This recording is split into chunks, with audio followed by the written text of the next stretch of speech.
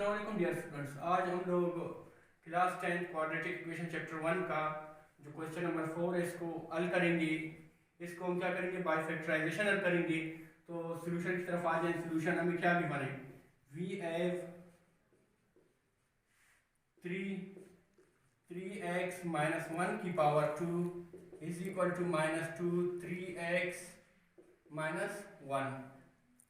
अभी देखिए यहाँ पर फार्मूला बन रहा है, इसको बोलिए क्या बन रहा है, फार्मूला बन रहा है। फार्मूला कौन सा आपने पढ़ा था क्लास 8 में, a माइनस बी की पावर 2। ये किसके बराबर आता है, a की power 2 minus 2ab plus b की पावर 2। ये फार्मूला था आपके पास। तो यहाँ पर ये 3 एज इट इज आ जाएगा। यहाँ पर ये वाला फार्मूला लगेगा। a माइनस बी, पहला वाला टर्म आपके पास क्या है, a है, और दूसरा टर्म आपके पास क्या है, b है। a माइनस बी की पावर 2, a माइनस बी की पावर 2, यही फॉर्म से बन रहा है। तो पहला टर्म आपके पास क्या है, a है, a की पावर 2। तो पूरा जो है आपके पास क्या है, a है, a की पावर 2 है, तो 3x की पावर 2। फिर माइनस से फार्मूले का ये माइनस हो गया, फिर फार्मूले में 2, ये 2 हो गया आपका। फिर a, ये आपके पास क्या है, 3x है, उस a की जगह 3x लिखेंगे। फिर क्या है, b है, b क्या है आपके पास 1 है, तो 1 लिखेंगे।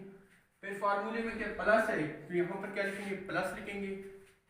फिर b की पावर 2, b आपके पास क्या है, 1 है, 1 की पावर 2। ये हो गया आपका right hand side is equal to, अभी ये 2 है, इन सब के साथ क्या हो रहा है, मल्टीप्लाई हो रहा है। तो 2 3 6 माइनस 6x, माइनस माइनस क्या होते हैं प्लस, 2 1 2, यहां तक हो गया। तो ये 3 हो गया, 3x की पावर 2, इसका मतलब 3 मल्टीप्लाई बाई 3, 3 मल्टीप्लाई बाई 3, 3 3 9, 9 यहां पर क्या लिखेंगे 9, और x की पावर क्या लिखेंगे 2, माइनस 2 3 6, 6 1 6, 2 3 6, 6 1 6।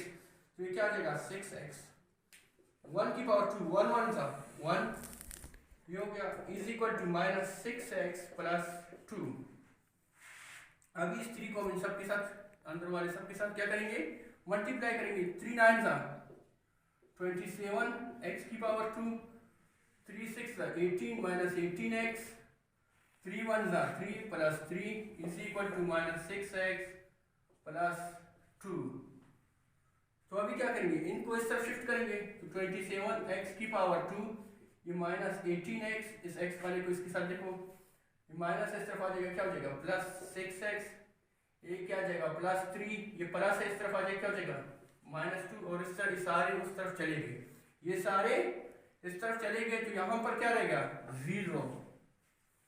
अभी क्या आ जाएगा 27x की पावर 2 माइनस 18 प्लस 6, माइनस 18 में से प्लस 6 निकाल, क्या आ जाएगा माइनस 12x, और 3 में से 2 निकाल कितना बचेगा प्लस 1 इज इक्वल टू 0। यहां तक हो गया। अभी क्या करेंगे, नेक्स्ट स्टेप, इन दोनों को हम क्या करेंगे, आपस में मल्टीप्लाई करेंगे। क्या करेंगे, मल्टीप्लाई करेंगे। तो 27 1 27, तो ये क्या आ जाएगा 27x की पावर 2। अभी क्या करना है, दो ऐसे रकम ढूंढनी है, दो ऐसे नंबर ढूंढने हैं जिनको मल्टीप्लाई करें।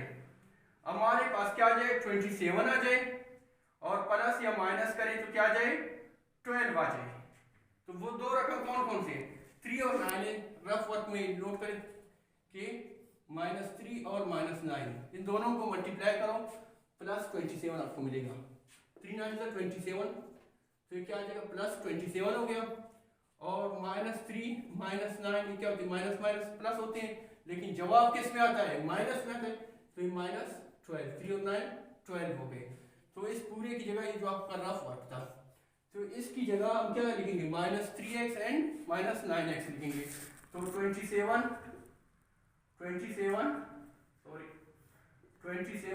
x की पावर 2, फिर क्या लिखेंगे -3x, इसकी जगह पर 3x और -9x, और ये जो +1 है ये अपनी जगह पर बरकरार है, इसको थोड़ा जगह दीजिए, ये इज इक्वल टू 0, ये हो गया।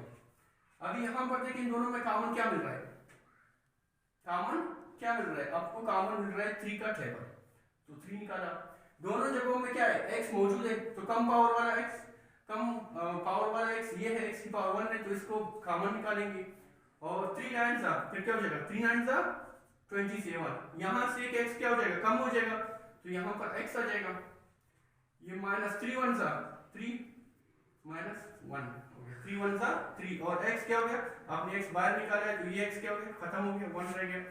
तो यहाँ से कॉमन क्या निकले, कुछ नहीं निकल रहा है, तो -1 करें, और ये 9x आ जाएगा, और अपने माइनस बाहर निकाले तो प्लस क्या हो जाएगा, माइनस में -1 इज इक्वल टू 0।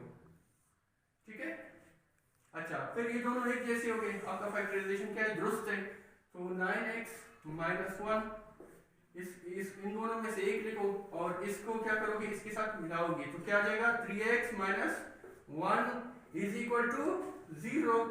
फिर क्या आ जाएगा, इसको 0 के इक्वल रखो, 9x - 1 इज इक्वल टू 0। तो ये 9x ये -1 है, उस तरफ जाके क्या हो जाएगा, +1 हो जाएगा, प्लस को लिखने की जरूरत नहीं है। अभी क्या जाएगा, ये x मल्टीप्लाई हो रहा है, उस तरफ जाके क्या हो जाएगा, डिवाइड हो जाएगा 1/9। और दूसरा कर लें, दूसरा क्या है आपके पास, 3x - 1 इज इक्वल टू 0।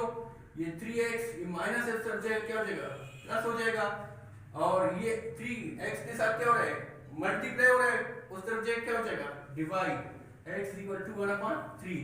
तो इसके सॉल्यूशन सेट क्या आ गया, 1/9 एंड 1/3 आपके आंसर हो गए। अस्सलाम वालेकुम डियर स्टूडेंट्स, आज हम लोग क्लास 9 का लेक्चर 3 स्टार्ट करने जा रहे हैं। लेक्चर 3 में हमारे पास है इक्वल मैट्रिसेस।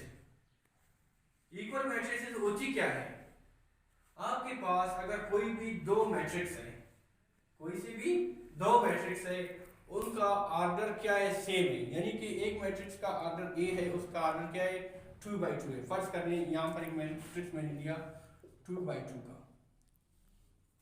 ठीक है, तो ये क्या होना चाहिए, 2/2 का होना चाहिए, 3/3 का, ऑर्डर मतलब सेम होनी चाहिए, तो इसको मैं 2/2 का लिखता हूँ, 4 5 6 9। तो ये मैट्रिक्स ये हो गया, और इसके लिए दूसरा मैट्रिक्स भी होना जरूरी है कि दूसरा मैट्रिक्स बी हो जाए, इसका भी ऑर्डर क्या आ जाए, 2/2 हो जाए। और इसके ऑर्डर 2/2 आने के बाद दूसरी कंडीशन है, पहली कंडीशन क्या थी कि दोनों के ऑर्डर सेम होने चाहिए, मतलब ये 2/2 का है तो हमारा मैट्रिक्स भी 2/2 का दूसरा होना चाहिए। फिर इनके कोरस्पॉन्डिंग जो एलिमेंट्स है वो क्या होने चाहिए, उनके इक्वल होनी चाहिए, ठीक है ना। कोरस्पॉन्डिंग एलिमेंट्स इनकी क्या होनी चाहिए, इक्वल होनी चाहिए, मतलब यहाँ पर इसके दो क्या है, 2 रो 2 कॉलम है, यानी कि 2/2 का मैट्रिक्स है, तो यहाँ पर मैं 2/2 का मैट्रिक्स कोई भी लेता हूँ, तो यहाँ पर इसका 2 + 2 ये एक हो गया, एलिमेंट हो गया, 2 + 2 किसके बराबर है, 4 की, तो इसका कोरस्पॉन्डिंग वैल्यू क्या हो गया, इक्वल हो गया।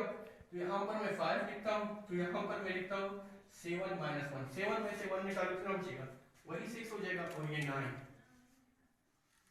अभी देखें ये दो मैट्रिक्स क्या है, आपस में इक्वल मैट्रिक्स है, क्योंकि ये 2/2 है, 2 रो 2 कॉलम हो गए, इसके भी 2 रो और 2 कॉलम हो गए, तो और इसके कोरस्पॉन्डिंग वैल्यूज की देखेंगे, ये 4 है, तो 2 + 2 हमें पता है कि ये भी 4 है, 4 को हम 2 + 2 भी लिख सकते हैं, तो इसके कोरस्पॉन्डिंग वैल्यू क्या हो गए, बराबर आ गए। और फिर 5 है, 5, फिर 6, 7 में से 1 माइनस करो 6, तो इसका मतलब भी क्या निकलता है, 6 निकलता है, तो कोरस्पॉन्डिंग वैल्यूज क्या हो गए, सेम हो गए। और 9 है, तो 9, तो ये क्या हो गया, सेम हो गया। अभी मतलब ये दो मैट्रिक्स आपस में इनके वैल्यूज आपस में कोरस्पॉन्डिंग वैल्यूज सेम है, इक्वल है, और इनके ऑर्डर क्या है, सेम है, ये भी 2/2 का है, ये भी 2/2 का है, तो इसको हम क्या कहेंगे, ऐसी मैट्रिक्स को हम क्या कहेंगे, इक्वल मैट्रिसेस कहेंगे। अब इसकी डेफिनेशन की तरफ आते हैं। Two matrices A and B are said to be equal. दो मैट्रिसेस A और B उस वक्त इक्वल होंगे if and only if they are of the same order. उन दोनों की ऑर्डर क्या होनी चाहिए, सेम होनी चाहिए। मतलब एक मैट्रिक्स 2/2 का है तो B मैट्रिक्स भी क्या होना चाहिए, 2/2 का होना चाहिए। अगर 3/1 का है तो उसको भी 3/1 का होना चाहिए। अगर 2/3 है तो दूसरे मैट्रिक्स को भी 2/3 होना चाहिए। तो पहली कंडीशन ये है कि दोनों के जो है आपके पास क्या ऑर्डर सेम होनी चाहिए, और फिर उनके क्या कोरेस्पॉन्डिंग एलिमेंट्स थे वो सेम होने चाहिए, तब ऐसी मैट्रिक्स को हम क्या कहेंगे, इक्वल